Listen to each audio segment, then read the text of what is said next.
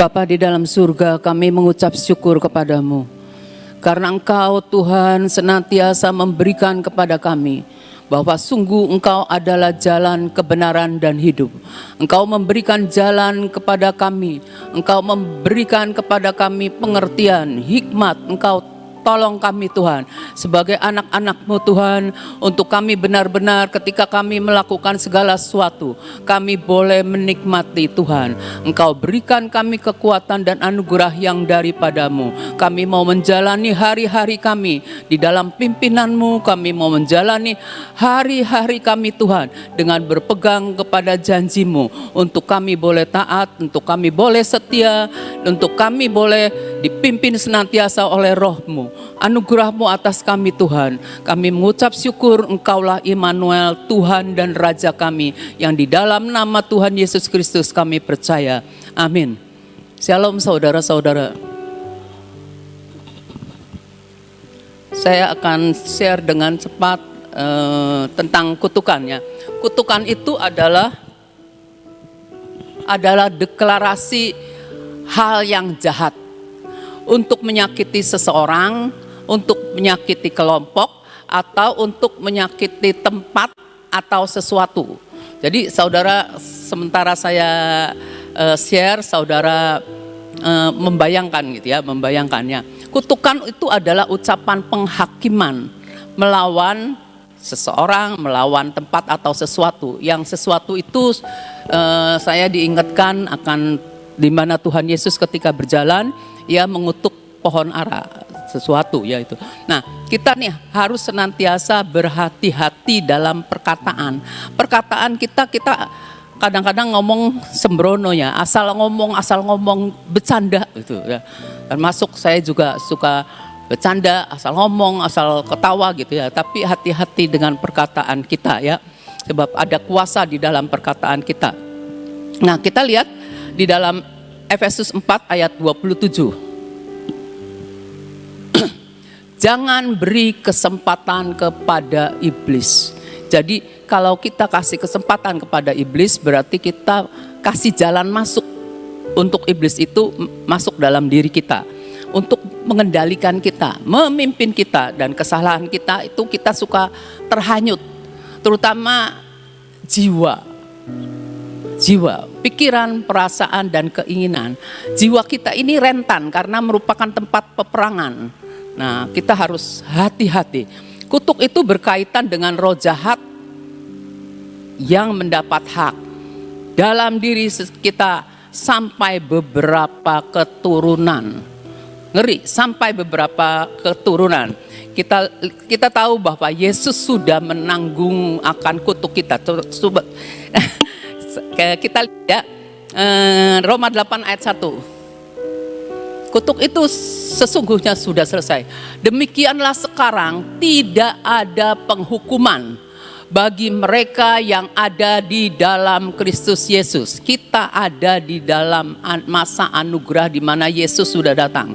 Jadi kita ini adalah orang-orang yang kalau di dalam Kristus Yesus. Oleh karenanya saya mau perkatakan sekali lagi bahwa saudara-saudara harus dilahirkan baru, mau tidak mau. Sebab tanpa kelahiran baru saudara tidak bisa masuk ke dalam kerajaan Allah. Di dalam kerajaan Allah tidak ada penghukuman kalau kita benar-benar menjadikan Yesus Raja dalam hidup kita ya. Nah, jadi jangan beri kesempatan kepada iblis, dan kita ingat, tidak ada penghukuman bagi mereka yang ada di dalam Kristus Yesus. Jadi tidak semua orang bisa, Roma 8 ayat 1, tetapi yang benar-benar di dalam Kristus Yesus. Boleh KTP kita nulis Kristen, boleh KTP kita nulis apa, tapi kalau kita tidak di dalam Kristus, di dalam Kristus, jadi ada Kristus yang memagari hidup kita. Kita harus ingat akan hal itu ya. Terus Galatia 5 ayat 1. Supaya kita sungguh-sungguh merdeka. Ada kata sungguh-sungguh. Kristus telah memerdekakan kita. Kalau kita di dalam Kristus, kita tahu Kristus telah memerdekakan kita. Karena itu berdirilah teguh dan jangan mau lagi dikenakan kuk perhambaan. Apa itu kuk? Saya pikir kuk tuh dulu tuh, kutuk. Kuk itu dampak dari kutuk. Jadi kalau kutuk kena pada seorang, terus kita ngerasa, aduh hidup kita nih kayak ada batu, kayak ada beban kemanapun. Coba saudara bayangkan, pernah gak saudara marah pada seorang atau benci seorang, terus hatinya nih gak enak, terusnya ada rasa gak enak karena itu kuk. Ada beban karena kita membenci seorang, karena kita marah, karena persoalan kita yang belum terselesaikan. Itu kuk ya, kuk itu dampak daripada kutukan ya. Nah, kuk itu merupakan belenggu karena kita nih sudah dikalahkan.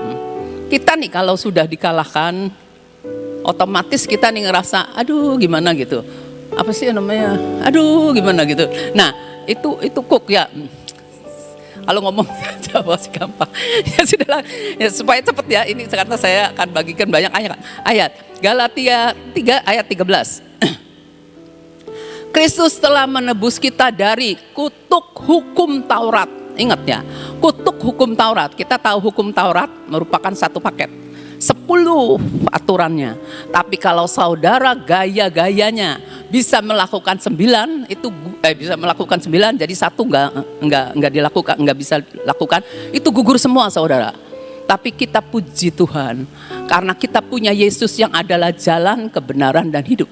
Yesus datang ke dunia untuk menanggung, nebus kita dari kutuk hukum Taurat. Sebab Tuhan tahu kita tidak sanggup untuk menjalani 10 hukum Taurat. Firman udah ngomong, tidak seorang pun yang sanggup untuk melakukan seluruh hukum Taurat.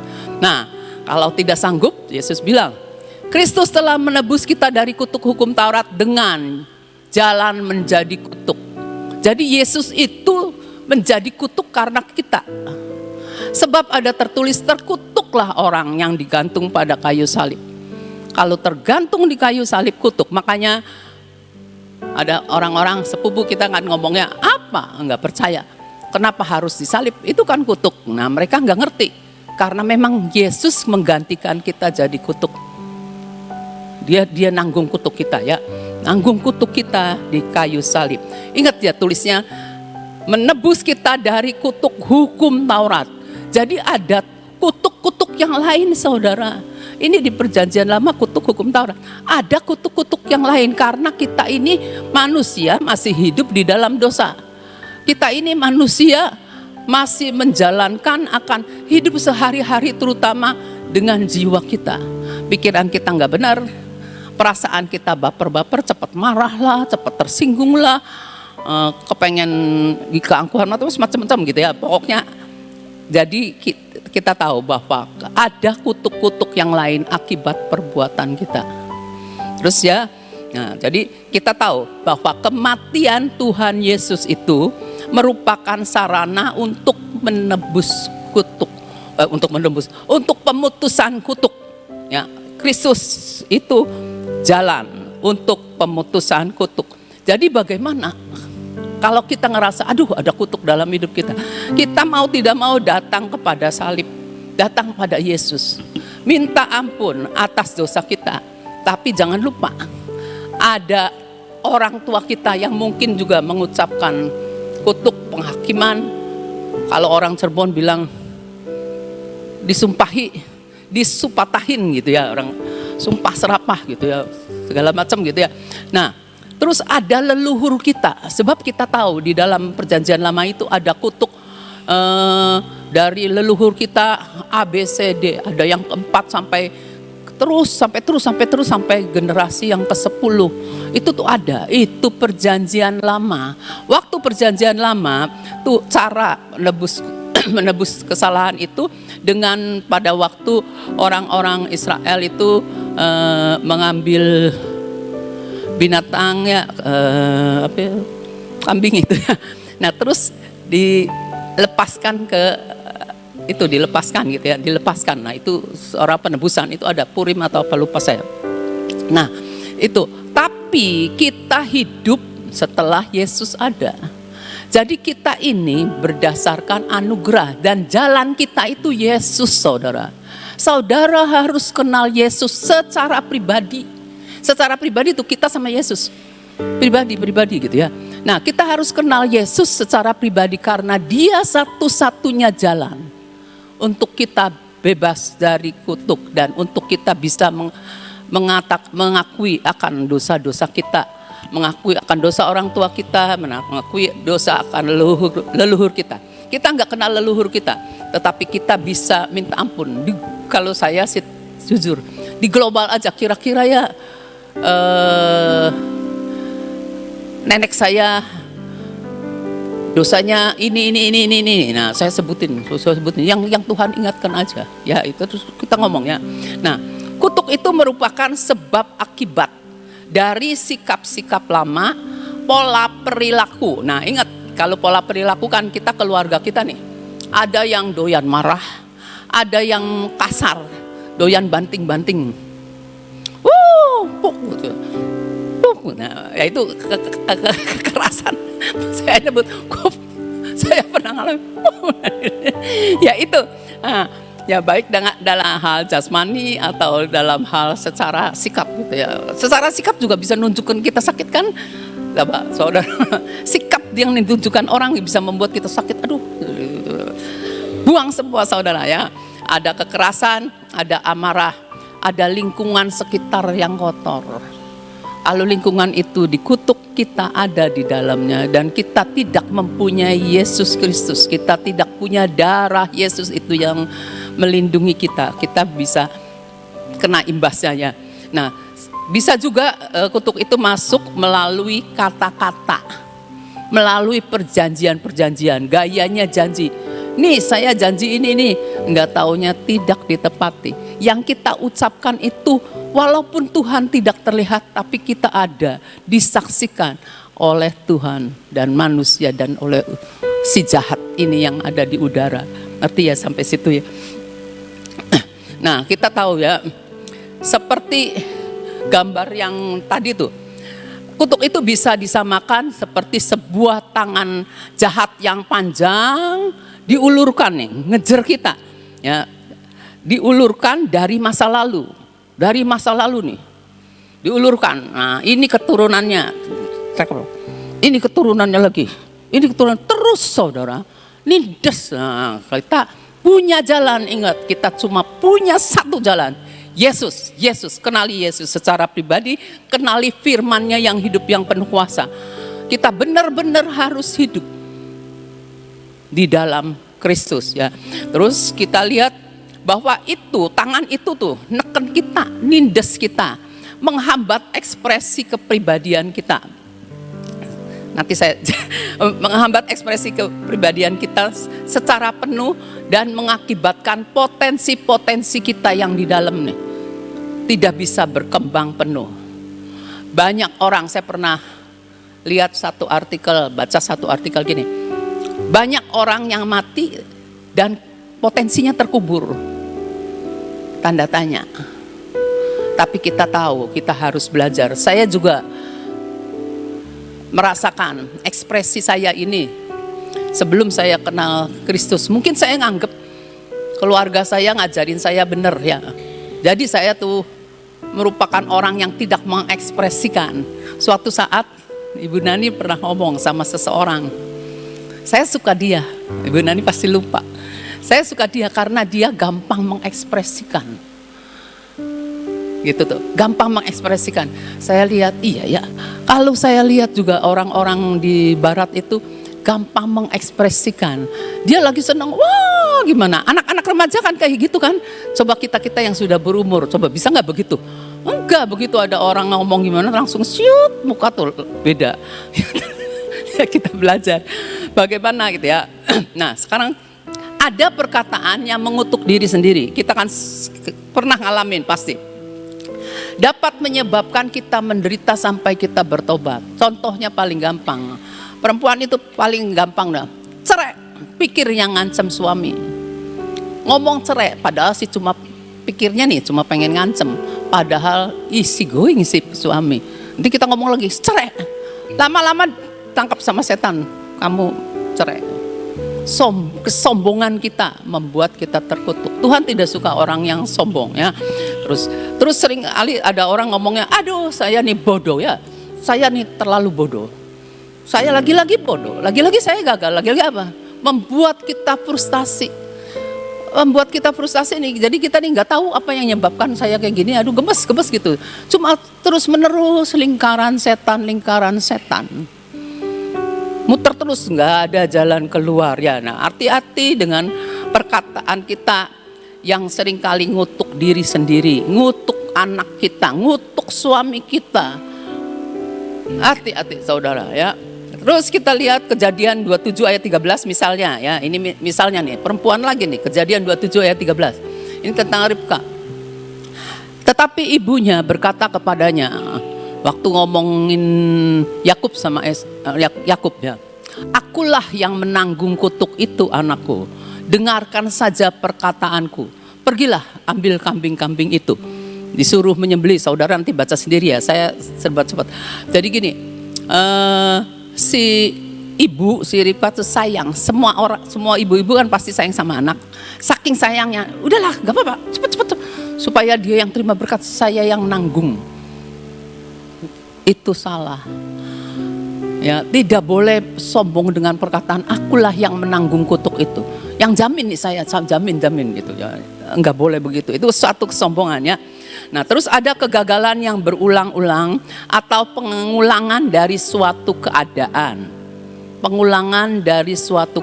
Saudara pikir keluarga saudara ada kejadian apa, kok sama aja ya sama keturunannya, kok sama aja berulang-ulang dari leluhur. Misalnya kematian pada umur sekian terulang lagi, itu kutuk. Terus kalau kita perhatikan, kok umurnya cuma sampai sekian, itu juga sekian, itu terulang. Kecelakaan di umur sekian, itu juga satu keadaan yang berulang-ulang. Dan itu menyebabkan kita ini frustasi, menyebabkan kita ini jadi putus asa. Dan yang tepuk tangan adalah si jahat. Iblis senang kalau manusia sudah putus asa. Nah, dia datang untuk mencuri. Curi dulu, kalau masih dia tenang-tenang aja nggak ngerti, mulailah iblis membunuh sedikit demi sedikit, nggak langsung dimatikan. Membunuh sedikit demi sedikit itu nggak enak. Tidak enak saudara, benar. Sedikit-sedikit kita nih dijengkelkan, dibikin sedih. Aduh, pokoknya nggak enak dah. Pokoknya kalau sedikit-sedikit mendingan sekaligus gitu tuh. Ya istilahnya gitu tuh ya, mendingan sekaligus. Nah, itu iblis itu datang untuk mencuri, membunuh, kemudian membinasakan. Jadi begitu saudara hidup nggak enak, begitu saudara ngerasakan hidup ini kok nggak ada jalan keluar, datang pada Tuhan. Datang pada Yesus, jangan pada manusia, datang pada Tuhan. Datang pada Tuhan ya, pada Tuhan Yesus yang adalah jalan, kebenaran dan hidup. Ada juga orang yang gagal rumah tangga, ada juga orang yang istilahnya pernikahannya enggak sampai tua gitu ya, apa sih namanya istilahnya tuh, ada tuh. Nggak tahu istilahnya apa, bahasa Jawa gitu ya. Terus ada juga gagal usaha dan gagal sekolah. Saya termasuk orang yang gagal sekolah saudara. Nggak tahu, saya kalau nyebut diri saya ini sarjana kurang satu pelajaran saudara. Cuma kurang satu pelajaran. Saya sampai mikir, kenapa ya saya gagal ini? Apa ada kutuk, ada apa ya? Tapi saya mikir ya, kenapa ya saya tuh kurang satu aja. Pernah ngulang sekali lagi, gagal saudara, karena saya sudah gendong bayi gitu ya, udah gendong bayi. Jadi saya belajarnya nggak keruan, gagal lagi. Sekali lagi, pernah lagi, saya bayar uang kuliahnya hilang, tidak nyampe saudara. Ya udah seperti itu ya, putus semua itu waktu itu ya. Nah, kita tahu bahwa seperti Amsal 26 ayat 2b. Ayat 2b. Nah, ayat 2 ya. Seperti burung pipit mengirap.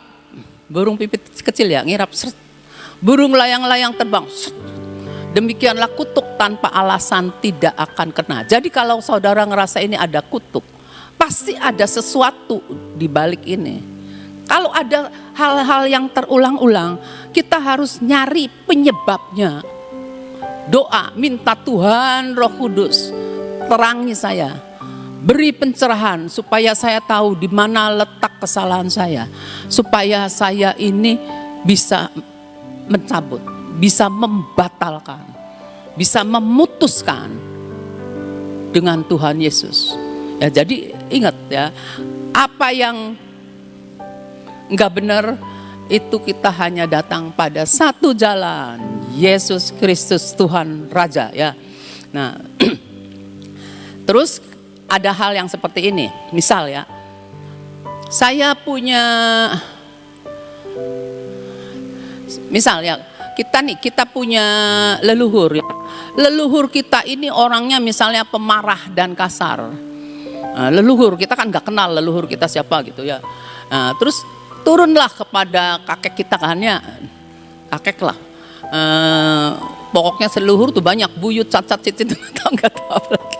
Pokoknya leluhur ya. Terus turun lagi kepada engkong gitu ya, pada kakek. Terus orang tua kita, lah orang tua kita juga masih punya sifat gini. Lalu turun lagi kepada anak, lah kita nih punya seperti ini.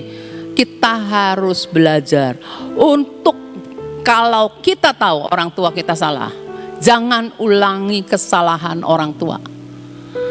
Kalau kita sebagai anak Tuhan, kita tahu tuh temurun keluarga kita misalnya terkenal, wah keluarga itu kawin cerai melulu. Nah, kita harus bikin sejarah yang baru. Tidak ada kawin cerai mulai dari kita dan keturunan kita. Jadi jangan ngulang sejarah yang jelek. Jangan ulang. Saya pernah dengar kalau ada hal sesuatu misalnya ya, benar ada kebakaran di satu tempat, cepet-cepet diberesin, dibangun kembali. Jangan dibikin monumen untuk ingat-ingat hal-hal yang jelek, jangan ya. Kita harus belajar seperti itu. Nah, kita tahu nih, perbuatan dosa itu yang menyakitkan hati Tuhan ya. Seperti manusia itu sesat jalan, Yesaya 53 ayat 6. Manusia itu sesat nih. Kita sekalian sesat seperti domba. Domba tuh jalan seenaknya. Masing-masing kita mengambil jalannya sendiri. Tetapi Tuhan telah menimpakan kepadanya kejahatan kita sekalian. Jadi kejahatan kita yang kita itu sebenarnya sesat, tapi karep dewek seolah-olah kita nih tahu jalan. Kita tahu jalan nih mau kemana gitu. Kita tahu jalan. Seolah-olah kita tahu jalan. Padahal kita nggak tahu. Kita mikir dengan kebenaran kita sendiri, dengan akal, budi, logika. Manusia kan suka pakai akal. Nah, saya nih benar nih, saya jalan ini aja sudah. Tidak usah Tuhan-Tuhanan lagi. Di sini dikatakan Tuhan sudah menanggung semuanya, tapi kita sesat. Nah, kita sesat, kita melakukan sesuatu yang menyakitkan hati Tuhan, itu kena. Ya, hati-hati. Ulangan 28 ayat 15. Tambahin tolong Ulangan 28 ayat 15. Tetapi jika engkau tidak mendengarkan suara Tuhan Allahmu, saya mau ingatkan bagaimana kita bisa dengar suara Tuhan audible ya.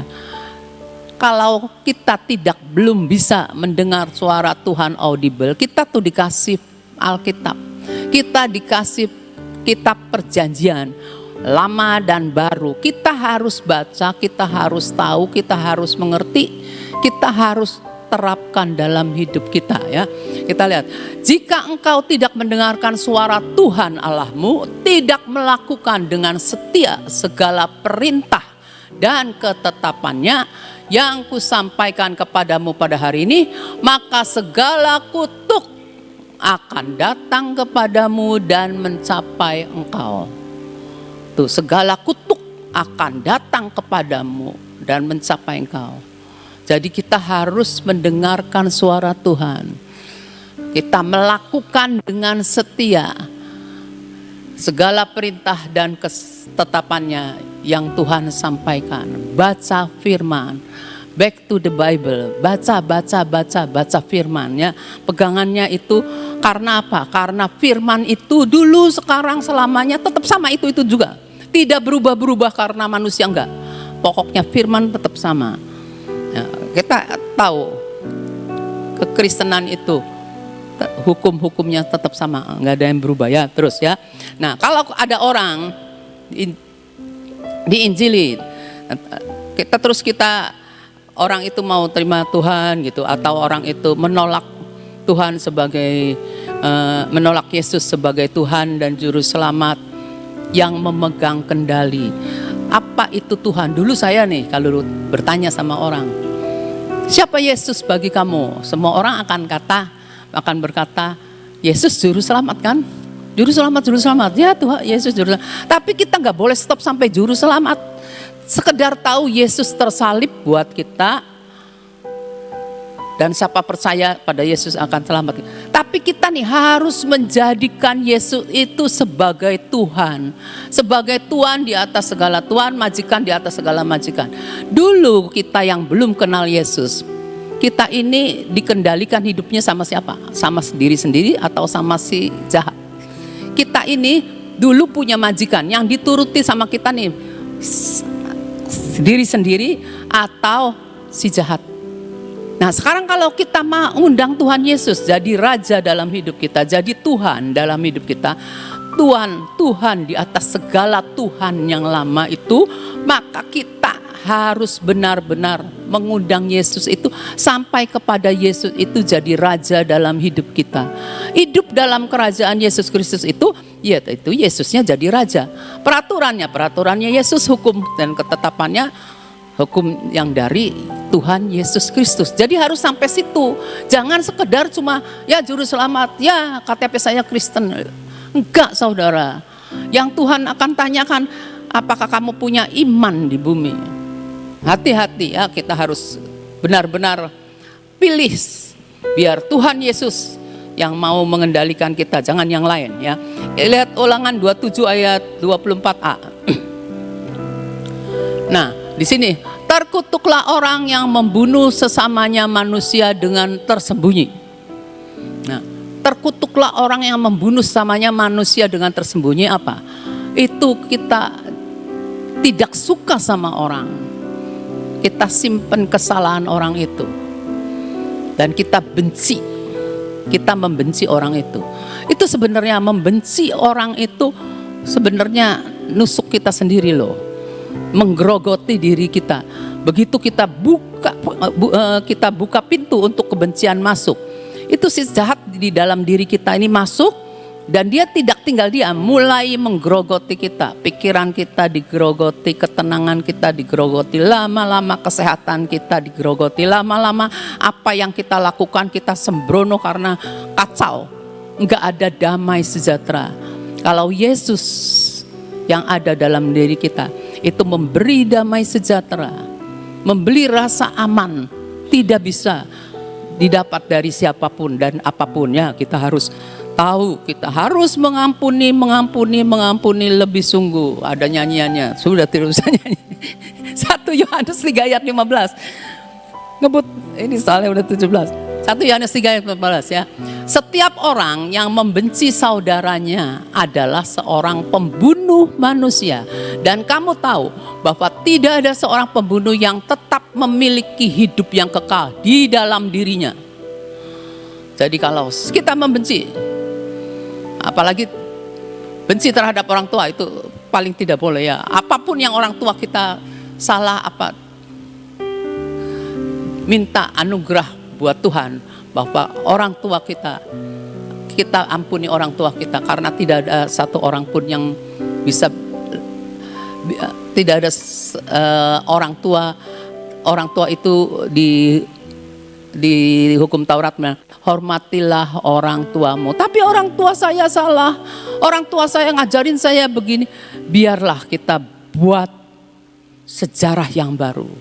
Orang tua kita mungkin membuat kita sakit hati, mungkin membuat kita susah.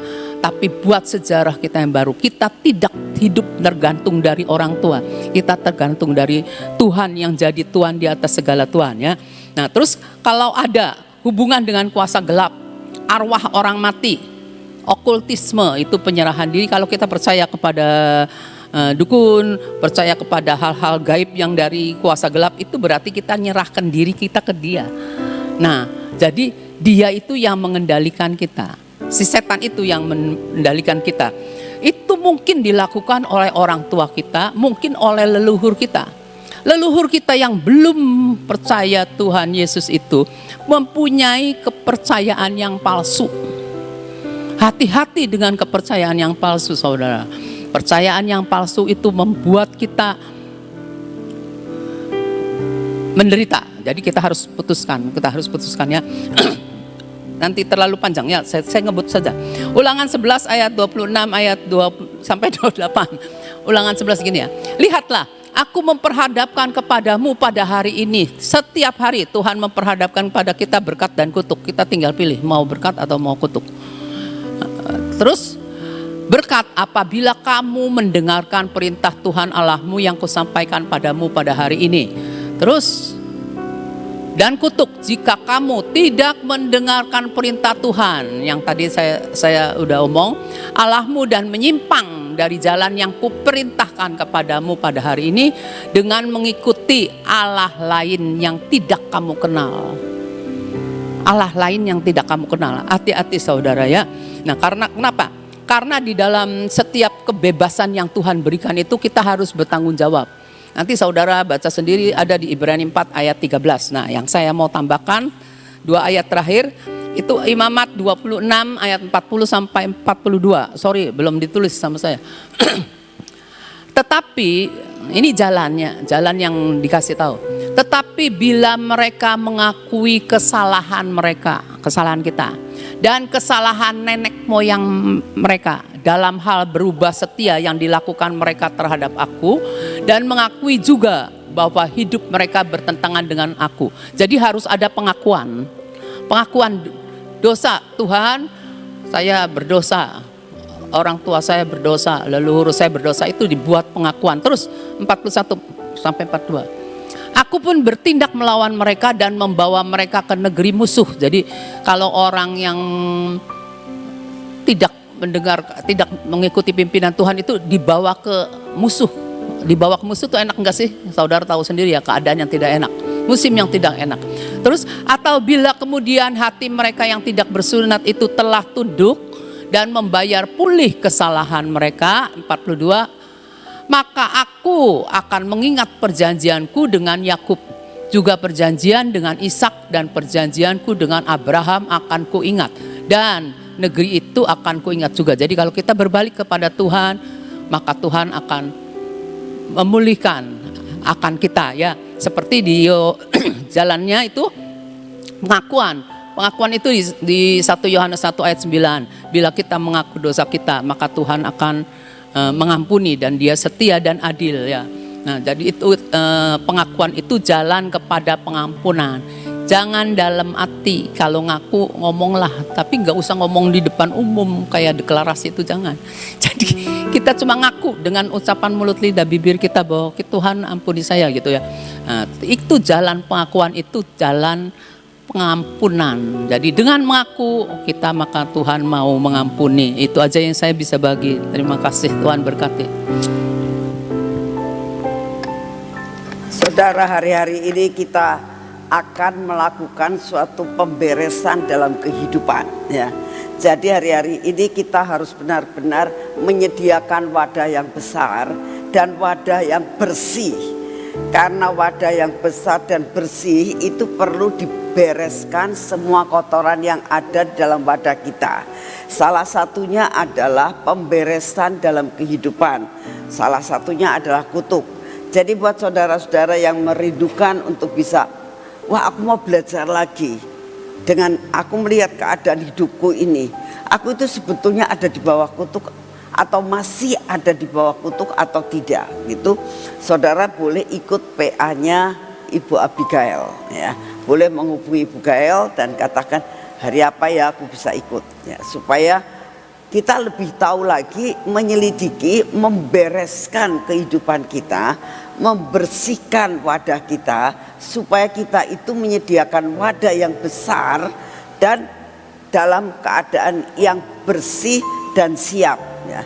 Seperti yang nanti hari hari Sabtu dan Minggu kita ini masuk dalam pemulihan Pondok Daud, itu tujuannya apa? Membersihkan hidup kita dengan pujian dan penyembahan, dibersihkan. Misalnya orang itu disikat dengan pujian dan penyembahan supaya hidup kita ini bersih. Kalau masih ada yang tidak bersih, dibersihkan supaya saat berkat itu melimpah dalam hidup saudara dan saya, menikmati yang disediakan Tuhan, susu dan madu, itu tidak kecampur dengan perkara-perkara yang tidak baik. Jadi bersih betul-betul. Kita boleh menikmati akan segala sesuatu yang Tuhan sediakan, ya. Mari kita berdoa. Terima kasih Tuhan untuk firman-Mu yang Kau berikan buat kami hari ini. Terima kasih untuk kesempatan yang Kau berikan, di mana kami boleh datang di tempat ini untuk menyembah Engkau. Terima kasih Tuhan, karena Engkau sungguh amat sangat baik atas hidup kami. Terima kasih untuk semua dan semuanya. Bapa, pagi ini kami datang di hadapan-Mu, kami tetap mau berdoa buat kota kami Tuhan. Kami sangat merindukan ada revival dalam kota kami, baik secara rohani maupun secara keadaannya Tuhan. Kami sangat merindukan kota kami menjadi kota Sion, kota kami menjadi kota yang termasyur, kota kami menjadi kota idaman buat kota-kota yang lain. Kami sangat merindukan Tuhan, ada revival yang luar biasa, baik mengenai masalah kerohanian maupun mengenai masalah tata kotanya Tuhan. Kami sangat merindukan hal ini. Oleh karena itu kami berdoa, biarlah Engkau yang akan menolong sehingga ada pemimpin yang benar-benar menjadi pemimpin buat kota kami, yang mempedulikan kota kami, yang memperindah kota kami, yang mendandani kota kami Tuhan. Biarlah Kau akan memilih seorang pemimpin yang benar-benar berkenan di hati-Mu. Terima kasih untuk kasih setia-Mu Bapa. Kami juga berdoa untuk kota-kota yang lain, seluruh Indonesia Tuhan. Biarlah Engkau sendiri yang akan menata akan negara kami ini menjadi suatu negara yang dapat menjadi pilot project, dicontoh untuk negara-negara lain, bahwa di dalam negara kami ada perkara-perkara yang ajaib. Terima kasih untuk kasih setia-Mu Bapak. Kami juga berdoa untuk acara hari Sabtu Minggu Tuhan, di mana kami akan masuk di dalam penyembahan, pujian, pemulihan Pondok Daud seminggu yang akan datang, tanggal 29 dan 30. Engkau siapkan hati kami. Kami terus berdoa Tuhan, beri kami kekuatan sehingga kami tidak ngantuk Tuhan. Beri kepada kami kegairahan, api yang daripadamu untuk membakar hati kami, sehingga setiap jam, setiap menit, setiap detik kami terus on fire dengan Engkau sampai hari Minggu, sampai kebaktian, sampai selesai. Buat kami mencapai finish strong Tuhan.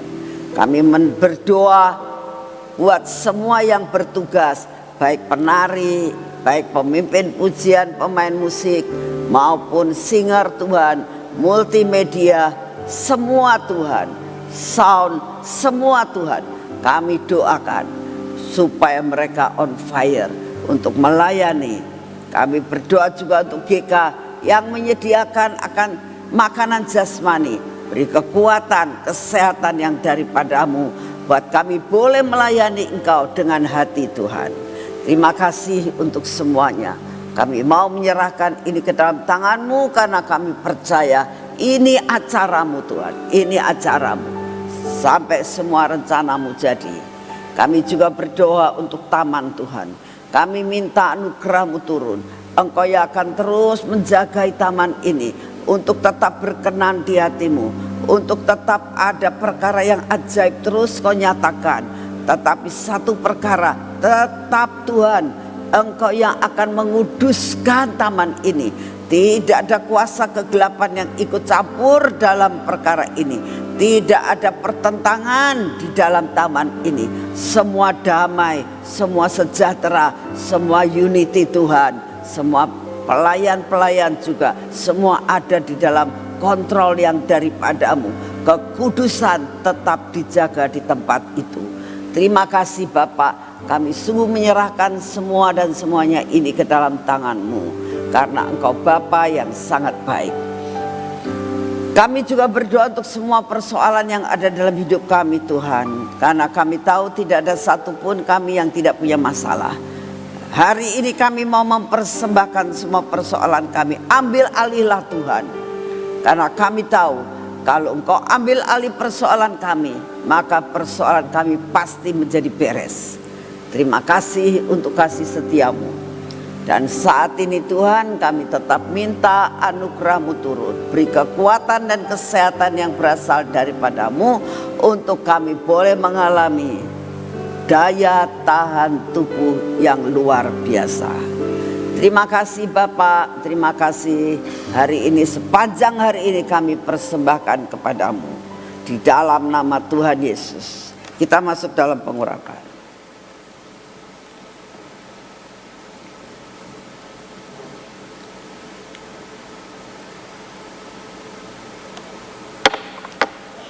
Dalam nama Tuhan Yesus, biarlah pengurapan minyak belenggu cinta ini ya Tuhan, benar-benar meliputi akan seluruh kehidupan kami.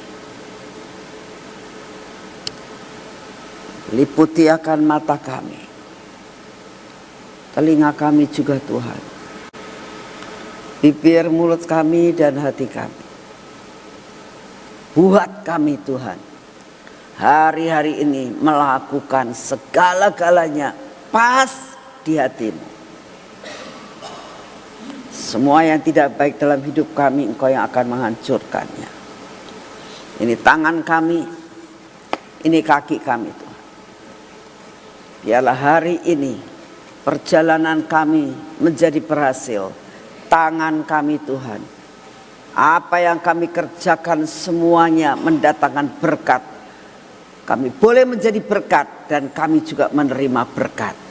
Terima kasih untuk kasih setia-Mu. Di dalam nama Tuhan Yesus, berkat yang terbaik kami terima hari ini.